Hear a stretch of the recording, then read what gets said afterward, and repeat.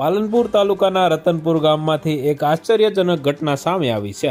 ગામના રામેશ્વર મહાદેવ મંદિરે વીજળી પડતા લોકોમાં ભય અને આશ્ચર્યનો માહોલ છવાયો છે।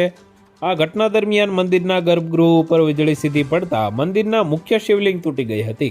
જાણકારી મુજબ મંદિરને કોઈ નુકસાન થયું ન હતું, પરંતુ શિવલિંગના ટુકડા તૂટી મંદિરની બહાર સુધી ફેંકાયા હતા।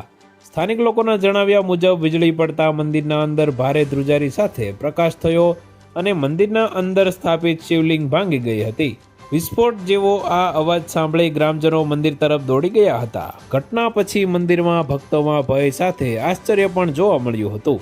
ઘટનાને લઈ સ્થાનિકોમાં વિવિધ ધાર્મિક માન્યતાઓને આધારે ચર્ચાઓ શરૂ થઈ ગઈ છે। કોઈ આ ઘટનાને ચમત્કાર માને છે તો કોઈ દેવી સંકેત ગણાવે છે। બીજી તરફ વળી વૈજ્ઞાનિક રીતે જોવામાં આવે તો વીજળીના ઘાતક દબાણથી પથ્થર જેવી કઠણ વસ્તુ પણ તૂટી શકે છે અને એ જ કારણે શિવલિંગ તૂટી ગયું હોવાની શક્યતા જણાઈ રહી છે। તો વધુ માહિતી મેળવવા માટે ચેનલ સાથે જોડાયેલા રહો। વિડીયો પસંદ આવે તો લાઈક કરી દેજો। ચેનલમાં નવા છો તો સબસ્ક્રાઇબ કરી દેજો।